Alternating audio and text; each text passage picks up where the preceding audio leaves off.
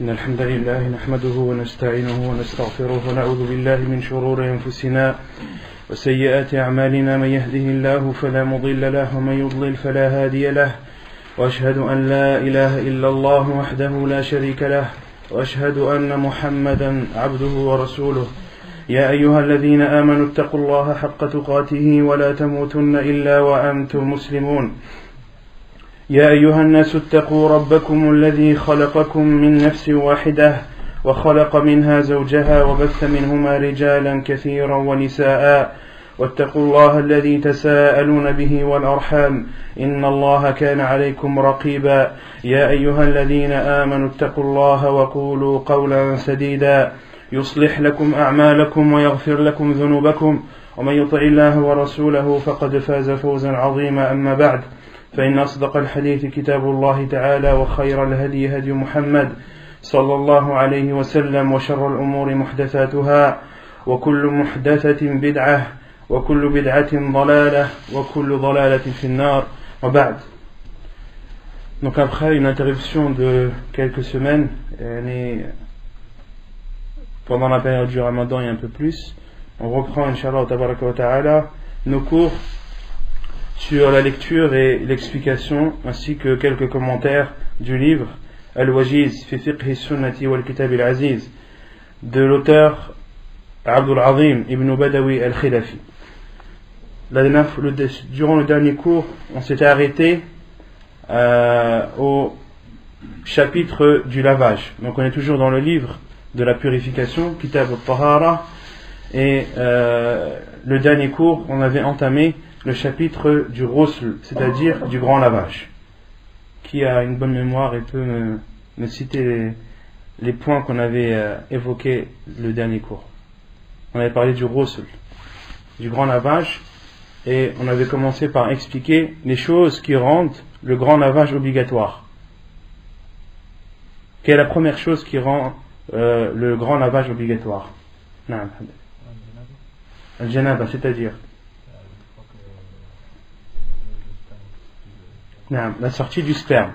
La sortie du sperme, que ce soit pour l'homme comme pour la femme. Et on avait cité le hadith du prophète qui dit innamal ma'u minal ma', c'est-à-dire que l'eau intervient après l'eau, c'est-à-dire que le lavage doit être effectué après que l'eau, c'est-à-dire le sperme, soit sorti, à la sortie du sperme. Et on avait cité le verset qui prouvait que le sperme pouvait aussi être appelé eau. On avait cité le verset que l'homme regarde de quoi il a été créé. Il a été créé d'une eau éjaculée, c'est-à-dire le sperme. Donc le sperme peut aussi être appelé eau. On avait différencié entre l'état d'éveil et l'état de sommeil.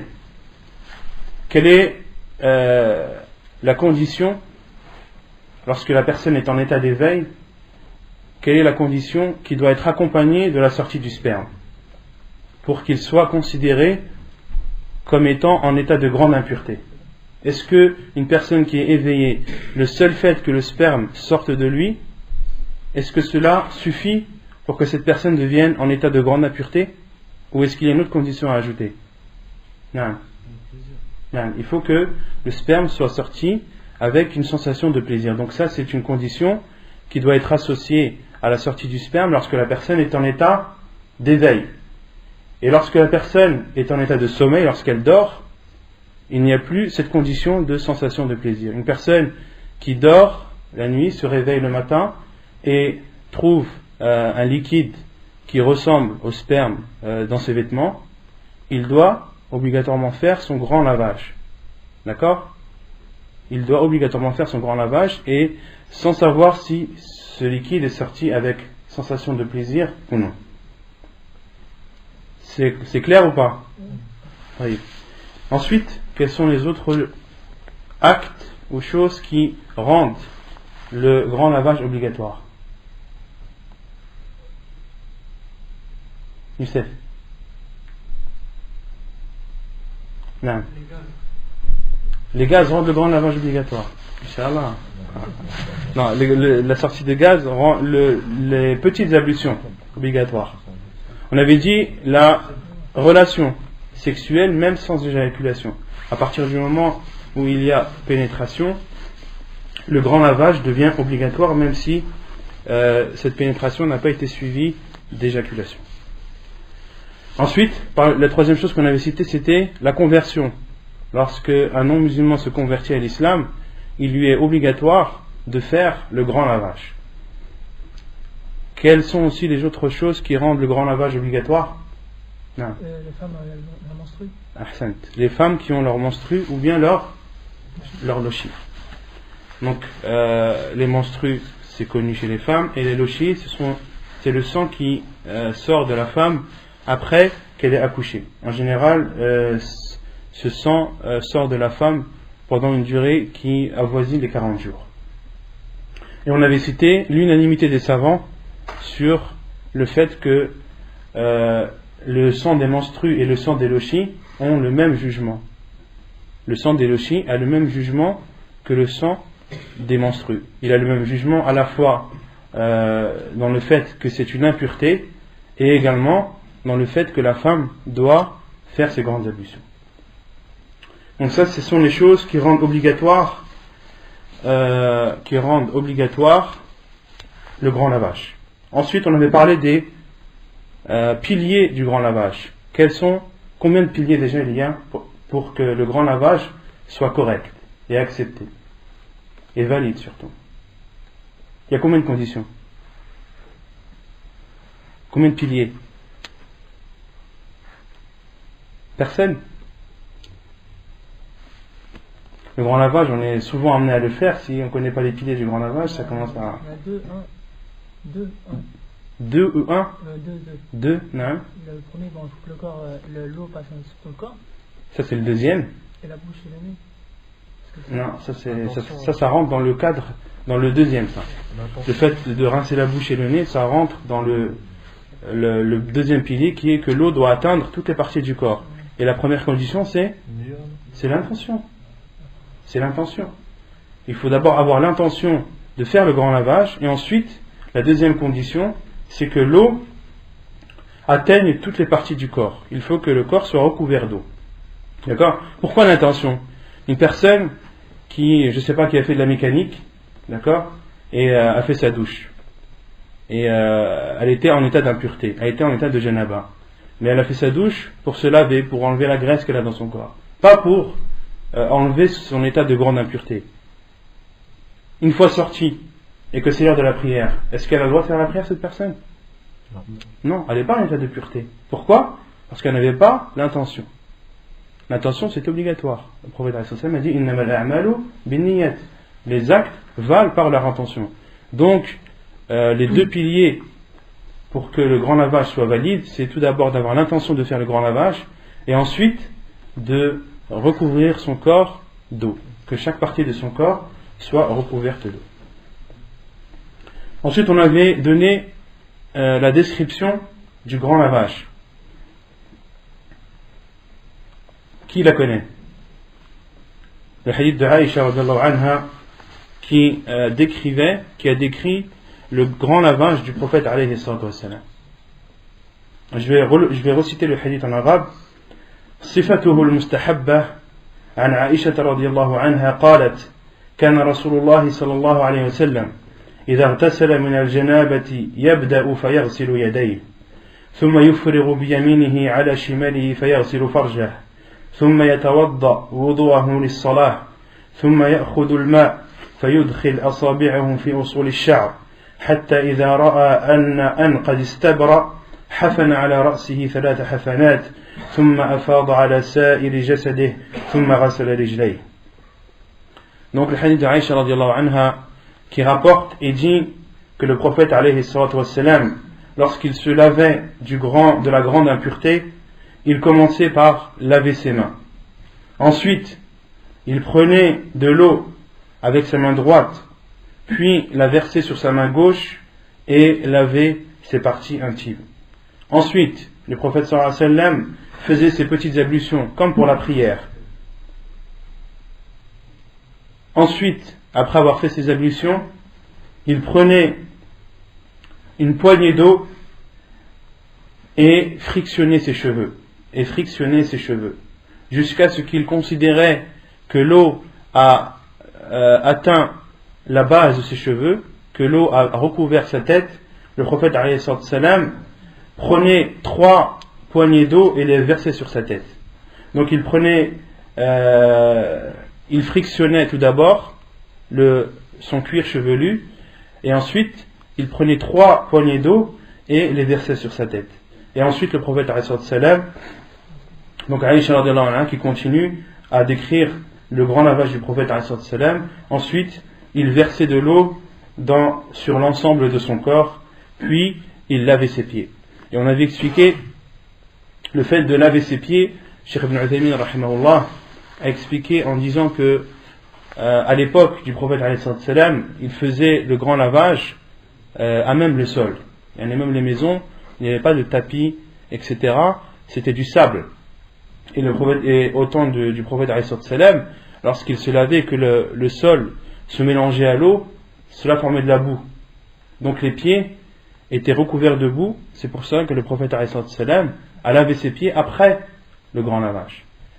Et dans le hadith, il a été cité que Aïcha a cité que le prophète sallam, après avoir lavé ses parties intimes, il faisait ses ablutions comme pour la prière. Autrement dit, il faisait ses ablutions entières, en commençant par les mains et en finissant par les pieds. Et ensuite, dès qu'il avait fini de faire le grand lavage, il relavait ses pieds pour les nettoyer de la boue qui résulte du mélange de l'eau et du sable. Vous avez saisi la description du grand lavage du prophète alayhi salam? Et ensuite, l'auteur a fait une remarque. قال المؤلف فائدة لا يجب على المرأة نقض شعرها في الغسل من الجنابة ويلزمها ذلك في الغسل من الحيض. Donc l'auteur dit qu'il n'est pas obligatoire pour la femme de défaire ses nattes lorsque elle fait le grand lavage de la grande impureté, c'est-à-dire après avoir eu des rapports. Donc la femme doit différencier entre le grand lavage qu'elle fait après avoir eu un rapport avec son mari et le grand lavage qu'elle fait après ses menstrues. Après avoir eu un rapport, il ne lui est pas obligatoire de défaire ses nattes. Il lui suffit de verser de l'eau sur sa tête. Par contre, lorsqu'elle se lave, lorsqu'elle fait le grand lavage qui suit la fin de ses menstrues, la femme doit, dans ce grand lavage-là, défaire ses nattes et laver ses cheveux et frictionner le cuir chevelu. Pourquoi? Les savants ont dit car le premier lavage est plus fréquent que le second. Le premier lavage, c'est-à-dire après avoir eu un rapport, est plus fréquent que le second qui suit la fin des menstrues, car ce second lavage n'a lieu pour la femme qu'une fois dans le mois. Or, le premier peut avoir lieu plusieurs fois dans le mois. Et la preuve est le hadith de Salama radiallahu anha. والدليل حديث سلمة رضي الله عنها قالت قلت يا رسول الله إني امرأة أشد ضفر رأسي أفأنقضه لغسل الجنابة قال لا إنما يكفيك أن تحثي على رأسك 3 حثيات ثم تفيضين عليك الماء فتطهرين. حديث صحيح رواه مسلم وأبو داود. Donc la preuve est le hadith de Salama radiallahu anha qui dit: j'ai dit, ô envoyé d'Allah, je suis une femme qui fait des nattes avec ses cheveux. Est-ce que je dois les défaire lorsque je fais le grand lavage après avoir eu un rapport? Le prophète alayhi salatu wassalam lui a répondu non. Il te suffit de verser sur ta tête 3 poignées d'eau et ensuite de verser de l'eau sur l'ensemble de ton corps et tu deviendras alors pur. Fatatahari. وعن عائشة رضي الله عنها قالت أن أسماء سألت النبي صلى الله عليه وسلم عن غسل المحيض فقال تأخذ إحداكن ماءها وسدرتها فتطهر فتحسن الطهور ثم تصب على رأسها فتدلكه دلكا شديدا حتى تبلغ شؤون رأسها ثم تصب عليها الماء ثم تأخذ فرصة ممسكة فتطهر بها. فقالت أسماء: كيف تطهر بها؟ قال: سبحان الله تطهري بها. فقالت عائشة: كأنها تخفي ذلك تتبعين بها أثر الدم. وسألته عن غسل الجنابة فقال: تأخذ ماء فتتطهر فتحسن الطهور أو تبلغ الطهور ثم تصب على رأسها فتدلكه حتى تبلغ شؤون رأسها ثم تفيض عليها الماء. Hadith sahih, rawahu Muslim. Et il y a le second hadith de Aïcha radiallahu anha qui dit que Asma radiallahu anha a demandé au prophète alayhi salatu wassalam concernant le grand lavage de la femme après la fin de ses menstrues. Le prophète alayhi salatu wassalam lui a répondu de prendre de l'eau et de la mélanger avec du cidre. C'est une sorte de parfum.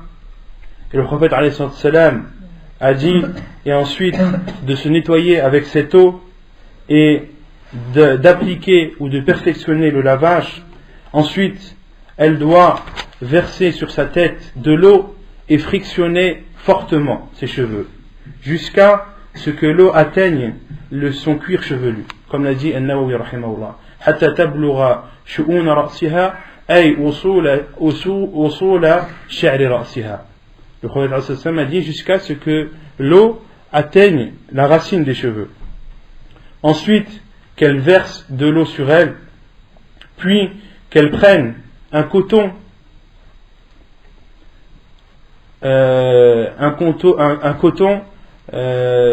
imbibé de musc, c'est-à-dire de parfum, et ensuite de se nettoyer avec ce coton. Et Aïcha radiallahu anha a dit au prophète alayhi salam: Kayfa tatahhar biha, et comment est-ce que je dois me laver avec ce coton? Et le prophète alayhi salam lui a dit: Subhanallah, nettoie-toi avec ce bout de coton.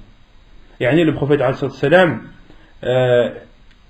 lui a fait comprendre qu'elle devait nettoyer ses parties intimes avec ce coton parfumé.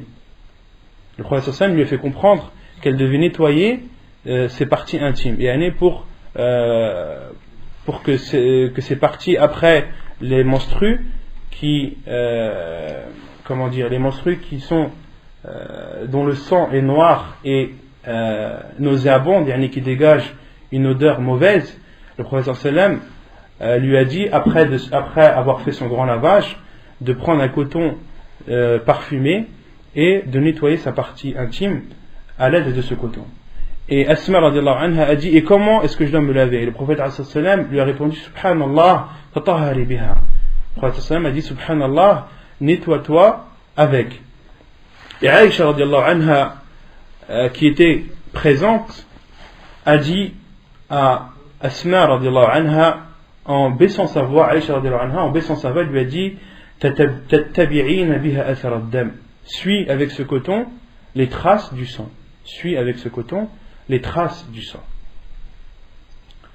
Et dans ce hadith, Al-Hafid ibn Hajar rahimahullah a cité beaucoup de choses que l'on peut retenir de ce hadith. Il dit: ذكر الحافظ في الفتح رحمه الله من الفوائد التسبيح عند التعجب. La première chose que le Hafid ibn Hajar a retenu de ce hadith, c'est التسبيح عند التعجب, le fait de dire Subhanallah lorsque la personne est étonnée. Il y a une personne qui est étonnée et au moment de son étonnement dit Subhanallah, c'est une sunnah. Car le prophète alayhi salam, lorsque Asma radiallahu anha lui a demandé: mais comment est-ce que je dois faire? Quelle a été la première réaction du prophète alayhi salam? Subhanallah. Il était étonné de la question de Asma et son étonnement a été suivi de sa parole Subhanallah. Donc le fait de dire Subhanallah après un étonnement fait partie de la sunna du prophète alayhi salam. وقال فيه سؤال المرأة العالم عن أحوالها التي يحشم منها. Et il y a aussi dans ce hadith le fait qu'il est autorisé à la femme de demander aux grands savants, de demander aux savants sur des choses dans lesquelles les femmes ont honte, plutôt des choses que les femmes ont honte d'aborder. Et une femme ne doit pas se sentir gênée de devoir poser une question en rapport avec ses parties intimes à un grand savant. Une femme ne doit pas avoir de gêne à poser ce genre de questions au grand savant. Au contraire, comme on l'avait cité dans les cours précédents, les savants ne considèrent pas cela comme de la honte. Une personne qui a besoin de connaître sa religion a besoin d'avoir une réponse à une question bien précise. Le fait que, soi-disant, la honte l'empêche de poser cette question, les savants ne considèrent pas ça comme une honte. Car ils considèrent ça plutôt comme une faiblesse d'esprit, une faiblesse de personnalité. Un musulman, lorsqu'il a besoin de demander une chose, d'avoir réponse à ces questions, un musulman qui a besoin d'éclaircissement dans certains points de sa religion, il doit le demander. Et le fait qu'il se dise non, je ne peux pas demander, j'ai trop honte, à ce moment-là, ce n'est plus de la honte. Car ça t'a empêché de demander et d'avoir, et c'est peut-être une chose qui était obligatoire de savoir. Car la science, je ne sais pas si vous le savez, mais la science se divise en deux. Il y a une science que tout le monde doit connaître, et il y a une science que tout le monde n'est pas obligé de connaître. De faire la prière, c'est une science que tout musulman doit connaître. De faire ses ablutions, c'est une science que tout musulman doit connaître. D'accord ? Concernant par exemple dans le chapitre des ventes, il y a des ventes bien précises avec des transactions bien précises où il y a un jugement de l'islam dessus. Le musulman n'est pas obligé de connaître ce genre de détails, sauf s'il est amené à faire de telles transactions. Tout cela pour vous dire qu'il y a des sciences qui sont obligatoires, d'autres sciences qui ne le sont pas. Et la science la plus obligatoire et dont la personne n'a aucune excuse si elle ne la connaît pas, c'est At-Tawhid, c'est l'unicité d'Allah subhanahu wa ta'ala. Le fait d'adorer Allah subhanahu wa ta'ala sans rien lui associer, c'est une science obligatoire. Tout musulman se doit de connaître l'unicité d'Allah subhanahu wa ta'ala, de savoir ce que cela signifie, de connaître la signification de la ilaha illallah, la signification de Muhammad sallallahu alayhi wa sallam, doit savoir qu'est-ce que l'adoration signifie pour ne pas tomber dans l'associanisme. Donc, et un musulman qui ne sait pas, c'est pas possible. Son ignorance ne peut pas être excusée. Il y a des points dans lesquels l'ignorance peut être une excuse, mais d'autres points où l'ignorance ne peut pas être une excuse. Un musulman qui ne sait pas qu'Allah c'est son Seigneur, c'est sa divinité, c'est son Dieu, il n'y a pas d'excuse. À notre époque, c'est pas possible. Un musulman ne peut pas savoir qu'Allah n'est pas son Dieu. Et parmi aussi les sciences qui sont obligatoires, la science concernant les ablutions. Un musulman doit apprendre. Il lui est obligatoire de savoir comment faire ses ablutions. Et à partir du moment où la honte, entre guillemets, l'empêche de demander ou de poser la question au savant, à ce moment-là, ce n'est plus de la honte. C'est une faiblesse de personnalité. قال الحافظ فيه استحباب الكنايات فيما يتعلق بالعورات. Et Al-Hafid ibn Hajar dit qu'il est préférable de citer les parties intimes de façon indirecte ou d'utiliser des termes qui ne sont pas crus. Il vaut mieux dire partie intime que sexe, par exemple. Il vaut mieux dire partie intime que pénis, par exemple. Car le prophète alayhi salam, dans ce hadith, n'a pas cité les parties intimes directement. Il lui a dit, en parlant du bout de coton,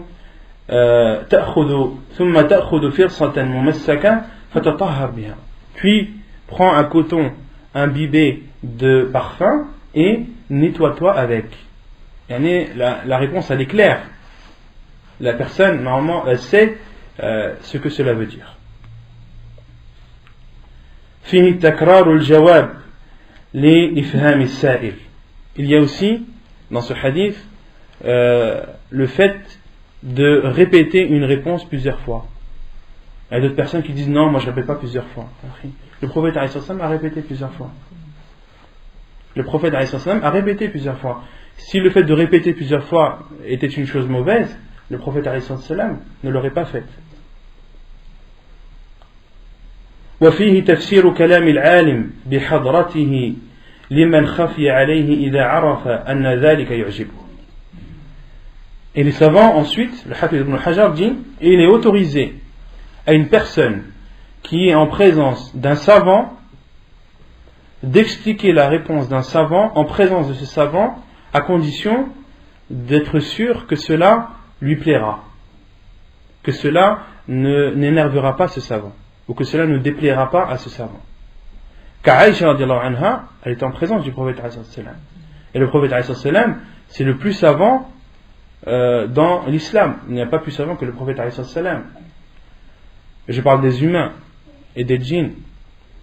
Et Aïcha radiallahu anha a expliqué à Asma ce que le prophète alayhi salam voulait dire en présence du prophète alayhi salam. Et Aïcha radiallahu anha a expliqué en sachant que cela ne déplairait pas au prophète alayhi salam. D'accord? Donc si l'un d'entre vous par exemple est en présence d'un savant et que ce savant explique, d'accord, s'il connaît ce savant, il connaît ses réactions, il sait que par exemple la personne à qui le savant a expliqué n'a pas compris, il peut se permettre d'expliquer, d'accord, mais en sachant, à condition que cela ne déplaise pas au savant. Parce que une personne qui par exemple coupe par exemple la parole au savant dans sa réponse pour expliquer à l'autre, c'est un manque de adab. C'est un mauvais comportement vis-à-vis de ce savant, et peut-être que le savant n'accepte pas ça. Peut-être que le savant se considère assez clair pour pouvoir expliquer à la personne directement. Et là, c'est à la personne de faire attention au savant et à la situation. Non. Il n'y a pas aussi le détail à voix basse qu'elle explique à voix basse. Non, il n'y a pas ça. Non, il n'y a pas ça. وقال الحافظ وفيه الأخذ عن المفضول بحضرة الفاضل. Et Al-Hafid ibn Hajar dit, il y a aussi dans ce hadith la preuve qu'il est autorisé de prendre d'une personne qui est moins importante qu'une autre. Et dans ce hadith, Asma radhiyallahu anha a pris en considération la réponse de Aïcha, et Aïcha est en dessous du prophète alayhi salam. Qui est meilleur entre Aïcha et le prophète alayhi salam? Qui? Le prophète alayhi salam. Et Asma radhiyallahu anha a pris la science de Aïcha en présence du prophète alayhi salam. Parce que certains vont dire, ouais, mais toi tais-toi. Toi je prends pas de toi, je prends du savant directement. On dit, c'est une erreur. C'est pas parce qu'il y a un savant qui est en présence que tu n'as pas le droit de prendre d'une personne qui est en dessous du savant au niveau de la science, au niveau de la piété, etc. Ce n'est pas une condition. La preuve est le hadith de Aïcha radhiyallahu anha. وفيه حسن خلقه عليه الصلاة والسلام وعظيم حلمه وحيائه. Et il y a aussi dans ce hadith le bon comportement du prophète alayhi salam ainsi que sa gentillesse.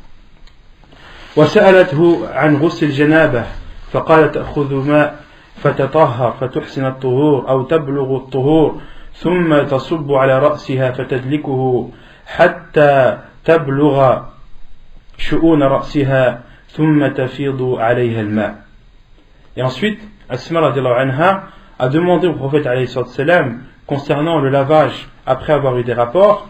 Il lui a dit, tu prends de l'eau fatuhsin at-tahur et tu accentues dans le lavage, puis elle prend de l'eau, la verse sur sa tête jusqu'à ce que l'eau atteigne la racine de ses cheveux, et ensuite elle renverse de l'eau sur l'ensemble de son corps.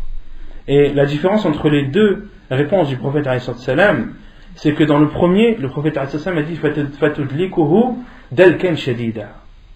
Lorsque Asma radhiyallahu anha lui a demandé concernant le grand lavage après les menstrues, le prophète sallam lui a dit de se laver et ensuite de frictionner fortement les cheveux. Et dans la deuxième réponse, lorsque Asma radhiyallahu anha lui a demandé concernant le grand lavage après avoir eu des rapports, le prophète sallam a dit de fatudlikuhu, de frotter les cheveux, mais il n'a pas il n'a pas demandé d'accentuer le frictionnement. فهذا الحديث صريح في التفريق بين غسل المرأة من المحيض وغسلها من الجنابة، حيث أكد على الحائض أن تبالغ في التدليك الشديد والتطهير ما لم يؤكد مثله في غسلها من الجنابة، كما أن حديث أم سلمة دليل على عدم وجوب النقض في غسلها من الجنابة. Donc l'imam Ibn al-Qayyim rahimahullah, donc l'auteur cite la parole d'Ibn al-Qayyim qui dit que ce hadith est clair dans la différence entre le lavage après les menstrues et le lavage après avoir eu des rapports. Car le prophète alayhi salam a bien précisé concernant la femme qui a eu ses menstrues, lorsqu'elle se lave, de bien frictionner, chose qu'il n'a pas accentué lorsqu'il a répondu à Asma radiallahu anha concernant le lavage après avoir eu des rapports. والأصل نقض الشعر لتيقن وصول الماء إلى ما تحته إلا أنه عفي عنه في غسل الجنابة لتكرره ووقوع المشقة الشديدة في نقده بخلاف غسل الحيض فإنه في الشهر مرة. Et Al-Hafid Ibn al-Qayyim rahimahullah continue et dit, et la base lorsqu'une femme se lave, c'est de défaire ses cheveux pour être sûr que l'eau atteint la base ou la racine de ses cheveux, sauf que cela a été sauf que la femme a été exemptée de cela, c'est-à-dire de défaire ses cheveux durant le lavage après avoir eu ses rapports, car il est fréquent et ce serait une contrainte pour la femme de devoir défaire ses cheveux à chaque lavage qui suit un rapport.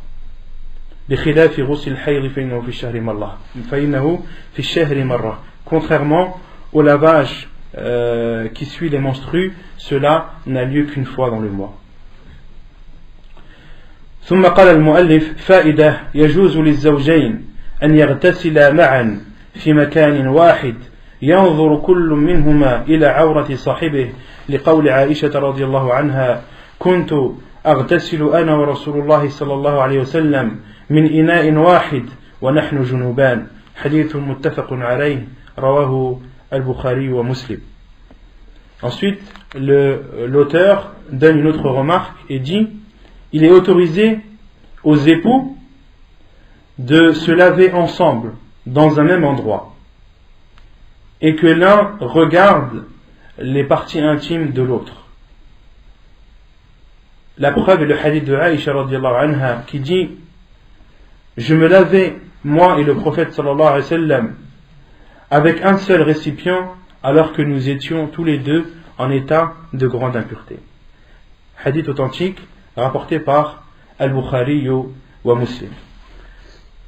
Et une remarque que j'ajoute moi concernant le hadith de Aïcha radiallahu anha qui est connu des gens, qui dit que Aïcha radiallahu anha aurait dit que le prophète alayhi salam est mort sans que je n'ai vu de lui et qu'il n'ait vu de moi, sans que je n'ai vu de lui et qu'il n'ait vu de moi, c'est-à-dire les parties intimes.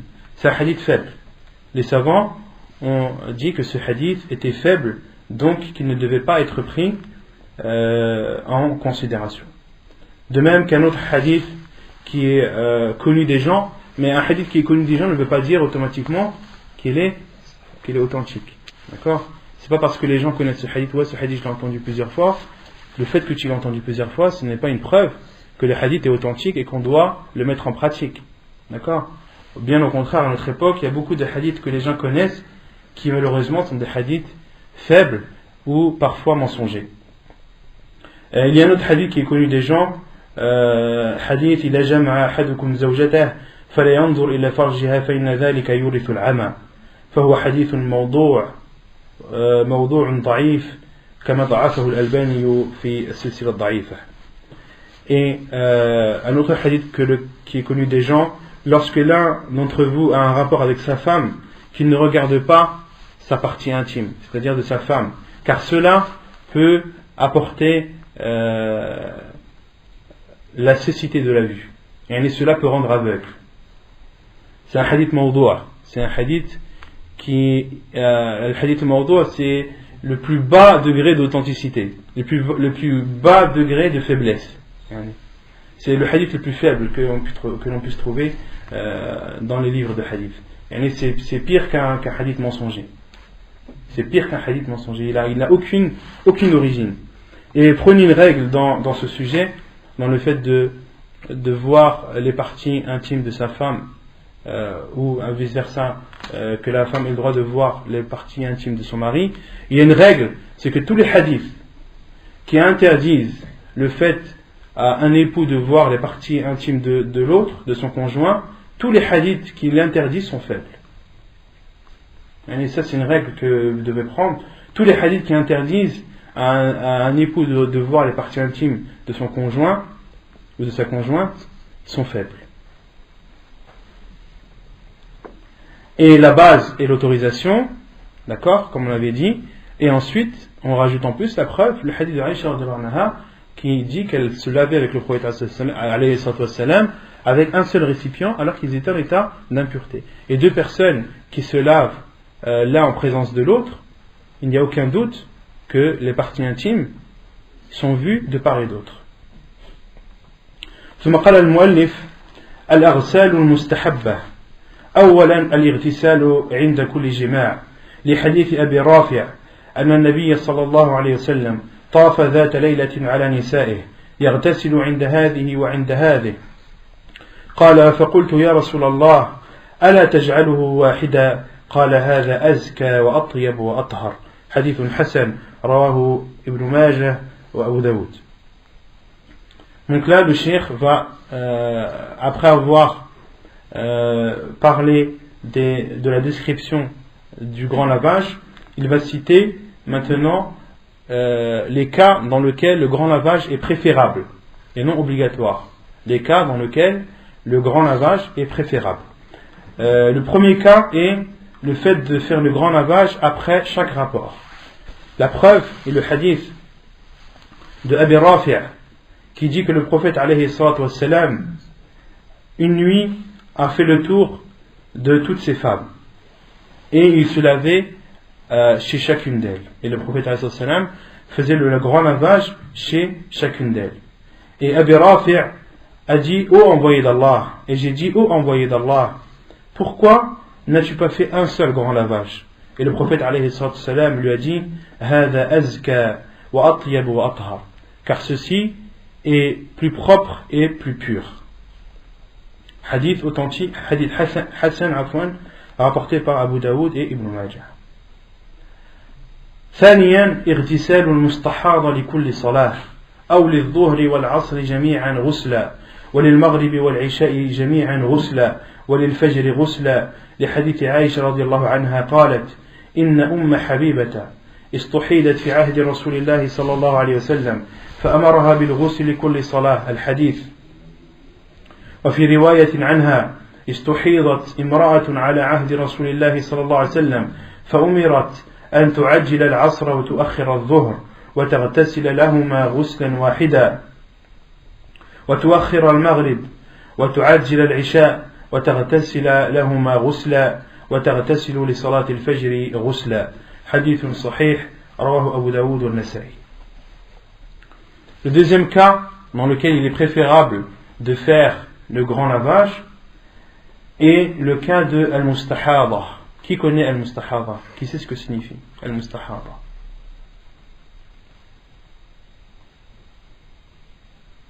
Non. Celle dont le sang ne s'interrompt pas. Celle dont le sang ne s'interrompt pas. Il y a al-ha'id et al-mustahada. Al-ha'id, c'est la femme qui a ses menstrues. D'accord? Et al-mustahada, c'est la femme qui a du sang qui sort de cette femme en dehors des périodes de menstrues. En dehors des périodes de menstrues. Et le sang qui sort en dehors des périodes de menstrues pour la femme, il s'appelle dam al-istihada. Dam al-istihada. Et le sang qui sort de la femme lorsqu'elle a ses menstrues, c'est dam al-ha'id. Et les savants ont différencié dam al-ha'id et dam al-istihada. Dam al-ha'id, le sang des menstrues, est un sang noir, épais, et qui dégage une odeur nauséabonde, une mauvaise odeur.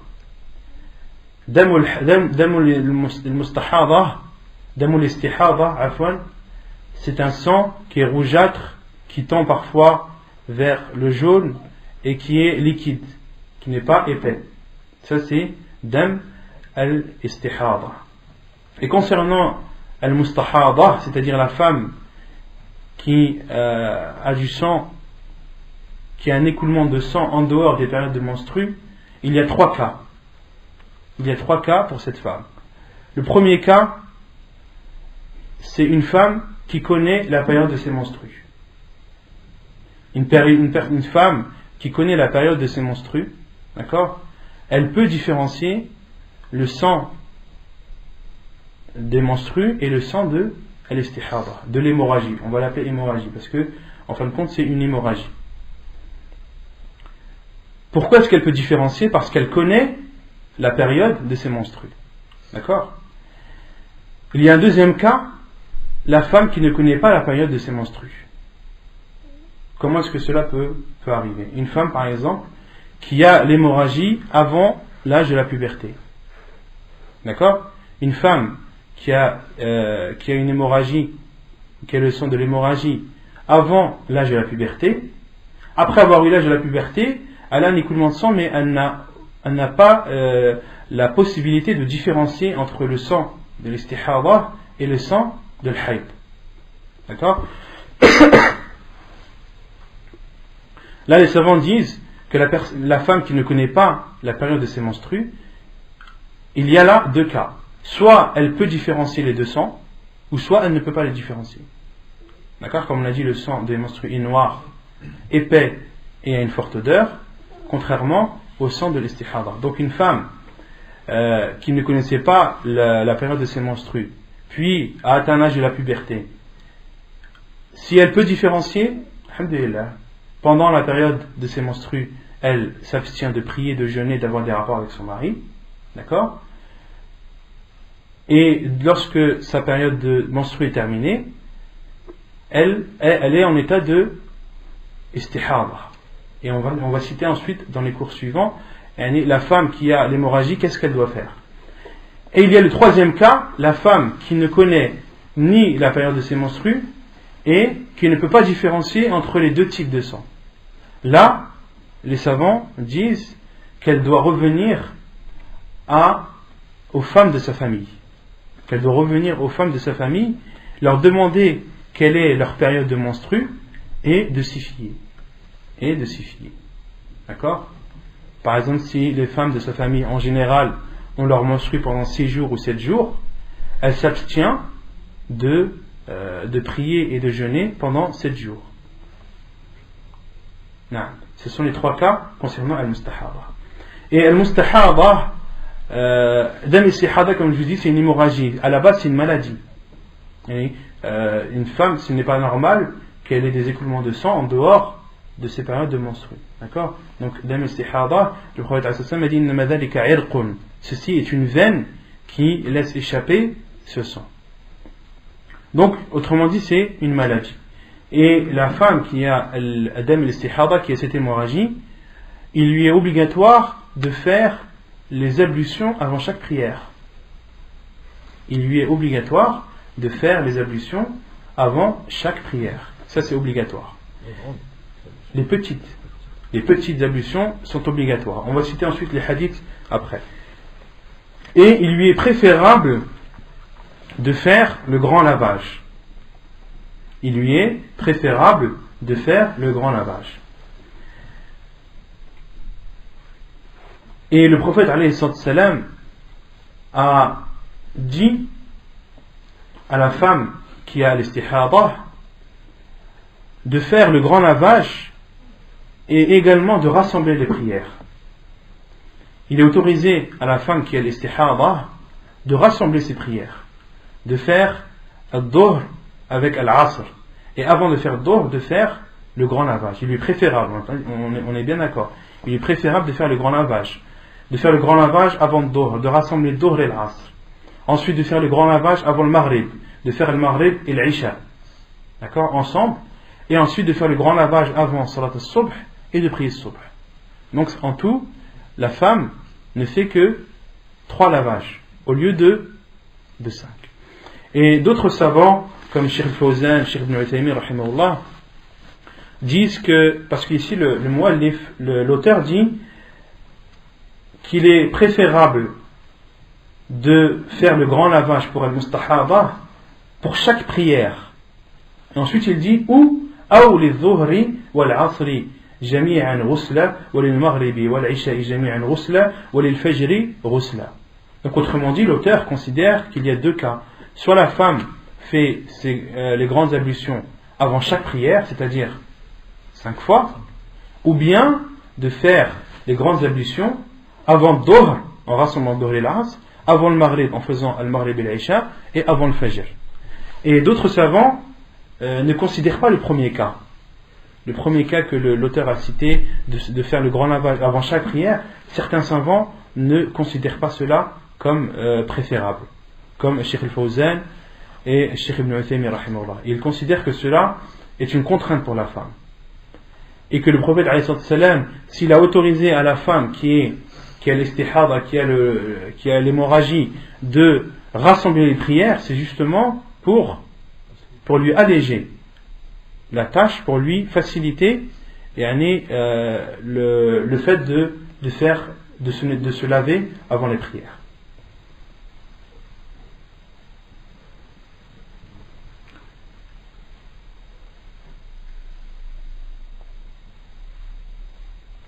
Et Cheikh Ibn Uthaymin, rahimahullah, dit que il est autorisé à al-mustahaba de rassembler les prières en utilisant ce hadith, mais il y a aussi l'autre hadith d'Ibn Abbas radiyallahu anhu qui dit que le prophète alayhi salam a rassemblé entre Dhuhr et l'Asr et entre al-Maghrib et l'Isha à Médine sans maladie et sans qu'il n'était en état de voyage. Et lorsque Ibn Abbas radiyallahu anhu a été questionné pourquoi est-ce que le prophète sallam, s'il n'y avait pas de pluie, min ghayri matarin wala safar, min ghayri matar c'est pas maladie, min ghayri matarin wala safar, lorsqu'on a demandé à Ibn Abbas pourquoi est-ce que le prophète sallam a rassemblé entre ses prières alors qu'il n'y avait ni pluie et qu'il n'était pas en état de voyage, qu'il n'était pas voyageur, Ibn Abbas anhu a répondu arada an la yuhrija ummatah. Il a fait cela pour ne pas faire de contraintes à sa communauté. Et Cheikh Ibn Uthaymin dit lorsque le fait de ne pas rassembler les prières est une contrainte, il est autorisé de la rassembler. Cheikh Ibn Uthaymin rahimahullah dit lorsque de faire ses prières séparément est une contrainte et que la personne en éprouve une contrainte, en éprouve une grande difficulté, il lui est autorisé de rassembler. Et Cheikh al-Abbad, hafidahullah, qu'Allah le préserve, lui utilise ce hadith-là, le hadith où le prophète sallam a autorisé al-mustahada de rassembler les prières. Cheikh al-Abbad dit, et également il est autorisé à la personne malade de rassembler ses prières. Il dit pourquoi?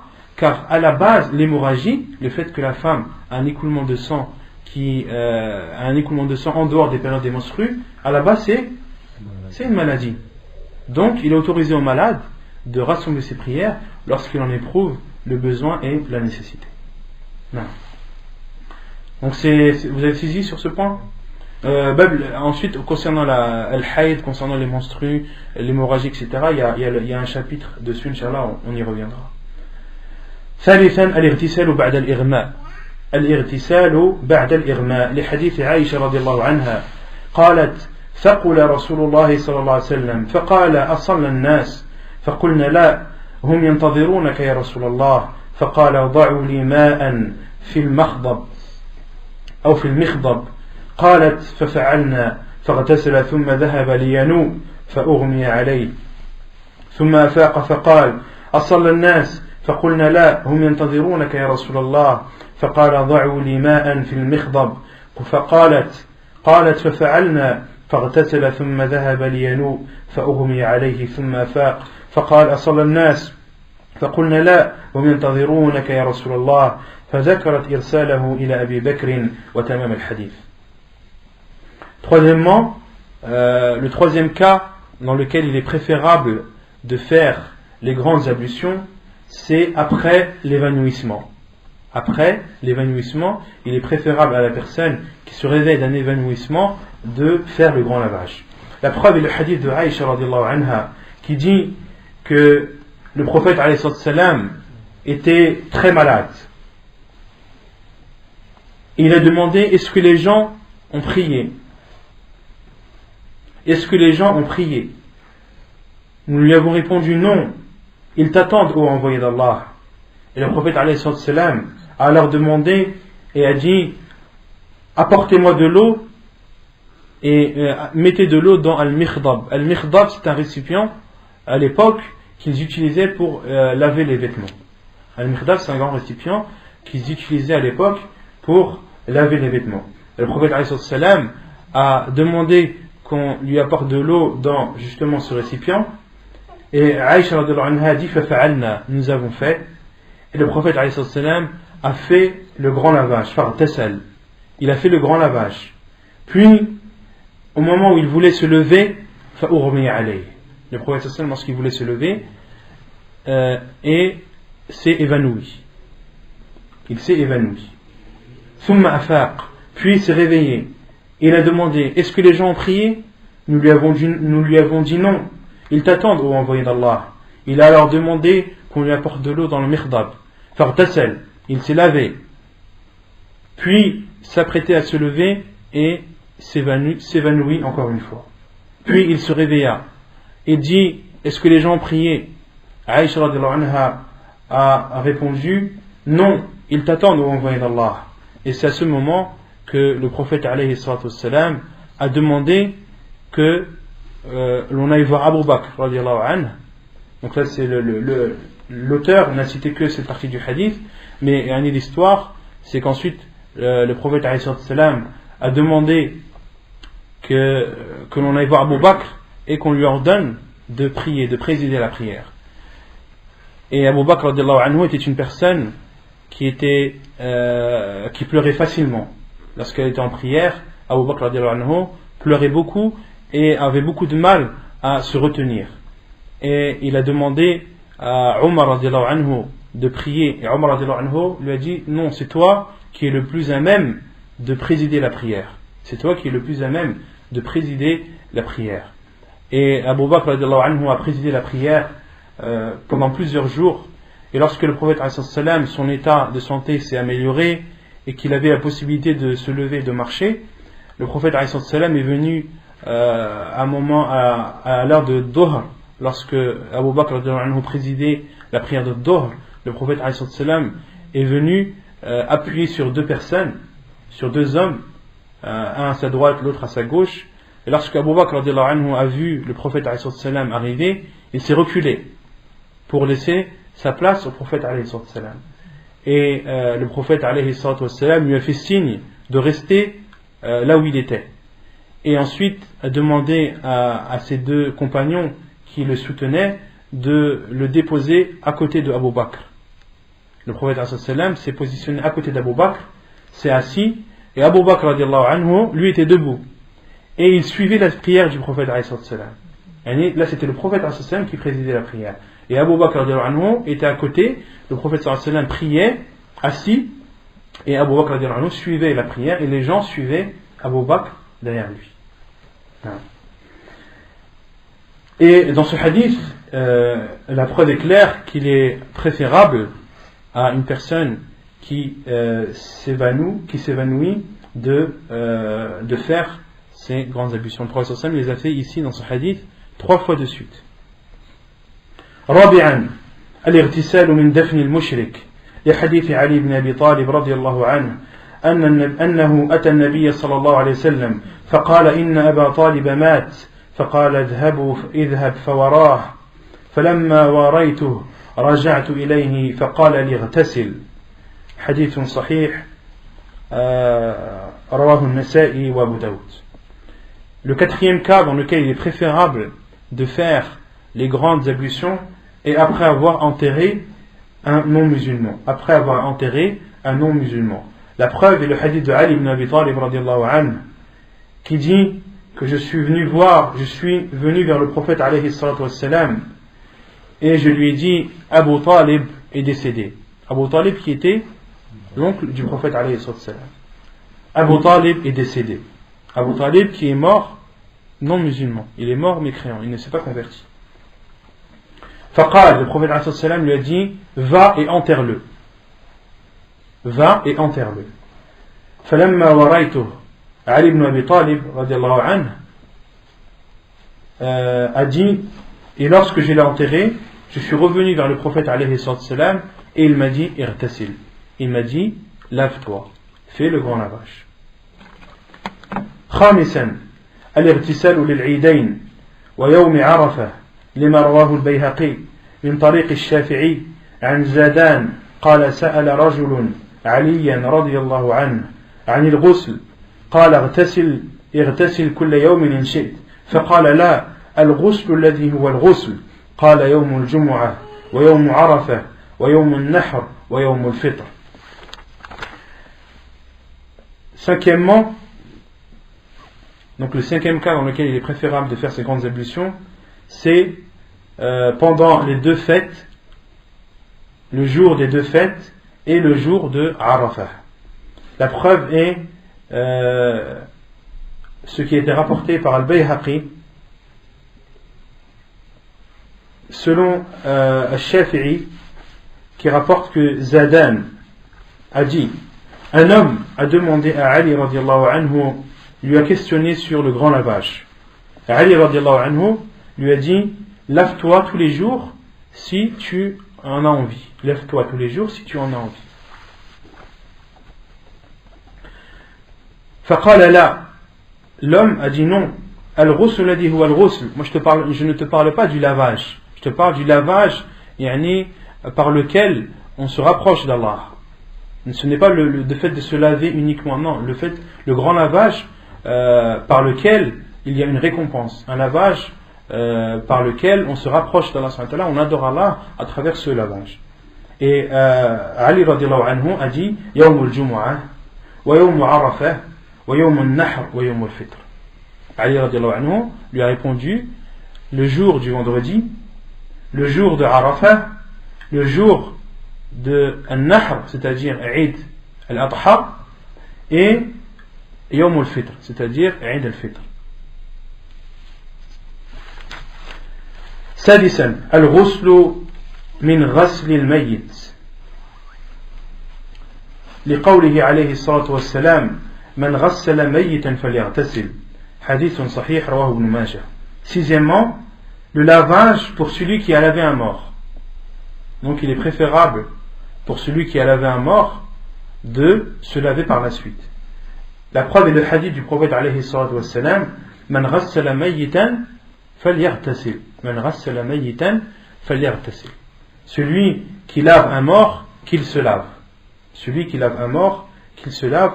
Hadith authentique rapporté par Ibn Majah. Et on avait cité la règle dans les cours précédents, c'est que lorsque le prophète alayhi salatu wassalam ordonne une chose, cette chose est obligatoire jusqu'à la preuve du contraire. La chose est obligatoire jusqu'à la preuve du contraire. Or, dans ce hadith, le prophète alayhi salatu wassalam a dit, celui qui a lavé un mort, qu'il se lave. Celui qui a lavé un mort, qu'il se lave. Donc là, autrement dit, c'est un ordre du prophète alayhi salatu wassalam. Et la base dans les ordres du prophète alayhi salatu wassalam, c'est que c'est obligatoire jusqu'à la preuve du contraire. Quelle est la preuve du contraire?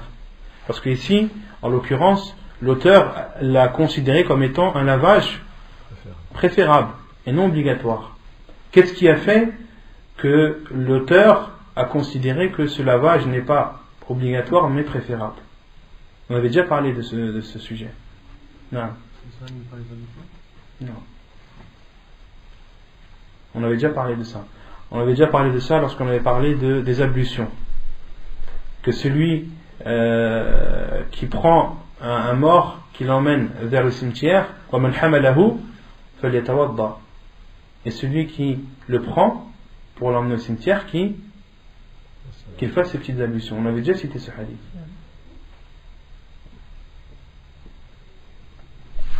Personne ne s'en rappelle?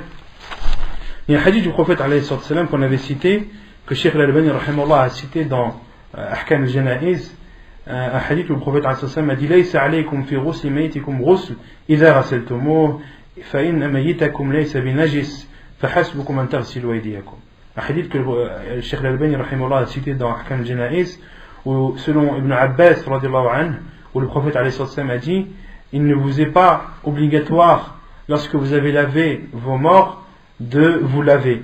Il vous suffit, car vos morts ne sont pas impurs, il vous suffit de laver vos mains. Il vous suffit de laver vos mains. Et donc les savants, en rassemblant ces deux hadiths, le hadith que je viens de vous citer et le hadith celui qui lave un mort, qu'il se lave, en rassemblant ces deux hadiths, on en déduit que de laver un mort est préférable et non de se laver après avoir lavé un mort est préférable et non obligatoire. سابعا الغسل للإحرام بالعمرة أو الحج لحديث زيد بن ثابت أنه رأى النبي صلى الله عليه وسلم تجرد لإهلاله واغتسل حديث حسن رواه الترمذي. Septièmement, il est préférable de faire ces grandes ablutions avant l'état de sacralisation pour le Hajj ou pour la Umrah. La preuve est le hadith de Zayd ibn Thabit qui dit j'ai vu le prophète alayhi salatu wassalam tajarrada li ihlalih. Tajarrada, c'est-à-dire que le prophète alayhi salatu wassalam a enlevé, était en train d'enlever ses vêtements.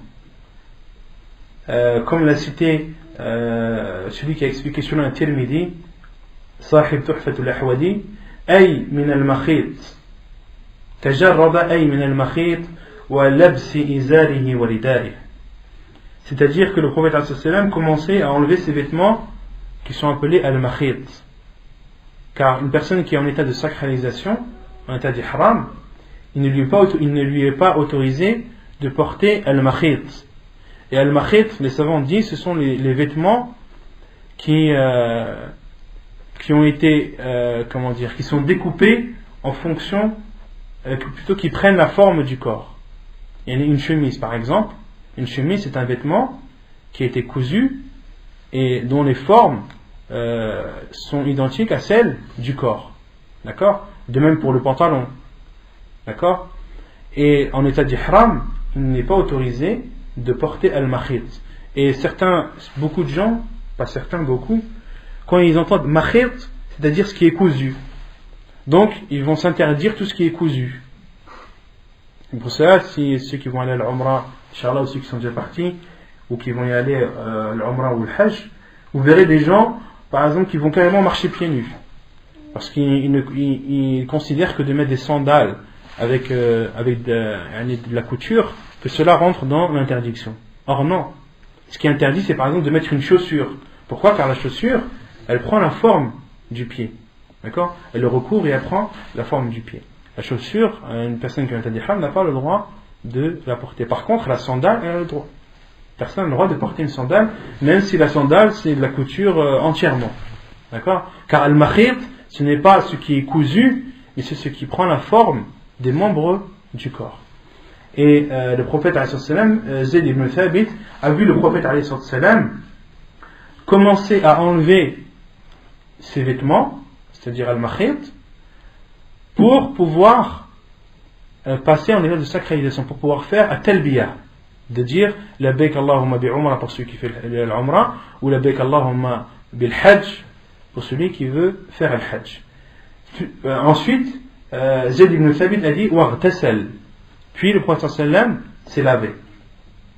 Donc Zayd ibn Thabit a vu le prophète sallam commencer à enlever ses vêtements pour pouvoir passer en état de sacralisation, et ensuite il s'est lavé. Et le prophète sallam a enlevé ses vêtements pour pouvoir se laver et ensuite mettre al-izar et al-rida. Al-izar, c'est la partie basse que l'on met, elle est le sort de drap ou de grande serviette que l'on met, al-rida, et al-izar, c'est qu'on met par-dessus. D'accord? Et al-rida al-izar, si vous voyez, à la base c'est de la couture. C'est des fils qui sont reliés les uns les autres. D'accord? Et pourquoi est-ce que c'est autorisé? Parce qu'un rida, une sorte de grand drap que l'on met à partir du nombril jusqu'au genou au minimum, ça ne prend pas la forme du corps. Ça recouvre le corps, mais ça ne prend pas la forme des jambes, etc. De même pour al-rida, que l'on met par-dessus, ça ne prend pas la forme des bras, et etc. D'accord? Et ensuite le prophète sallam s'est lavé. Les savants ont déduit qu'il est préférable pour celui qui veut passer en état de sacralisation, l'état d'ihram, de faire son grand lavage. C'est pour cela que pour ceux qui ont au Hajj cette année, Inch'Allah, ou les années futures, que ceux qui partiront de Médine, en arrivant au Miqat de Dhul Hulayfa, il y a des douches qui sont prêtes, qui sont existantes là-bas. La personne peut enlever ses vêtements, faire sa douche et ensuite mettre son izar et son rida. ثامنا الغسل لدخول مكة عن ابن عمر رضي الله عنهما أنه كان لا يقدم مكة إلا بات بذي طوى أو بذي طوى حتى يصبح ويغتسل ثم يدخل مكة نهارا ويذكر عن النبي صلى الله عليه وسلم أنه فعله.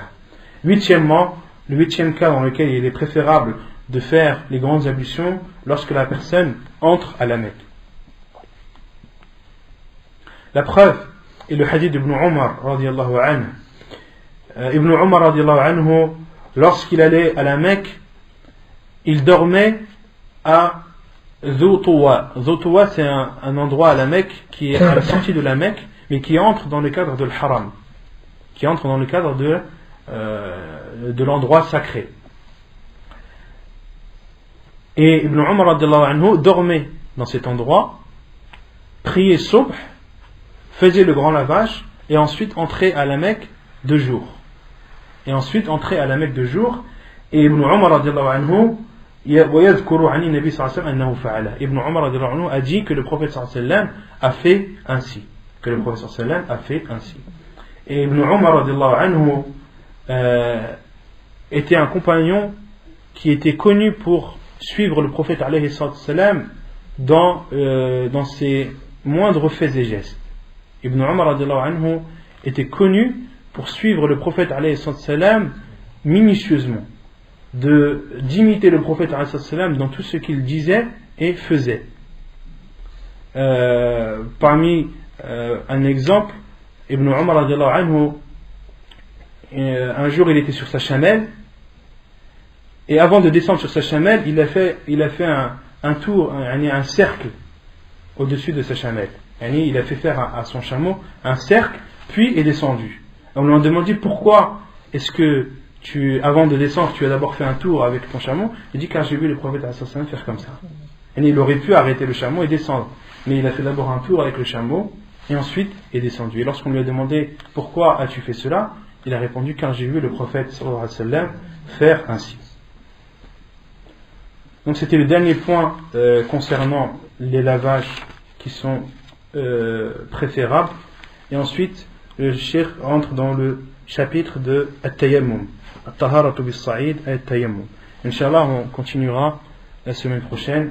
ونكتفي بهذا القدر وصلى الله وسلم وبارك على نبينا محمد وعلى آله وصحبه أجمعين وآخر دعوانا أن الحمد لله رب العالمين.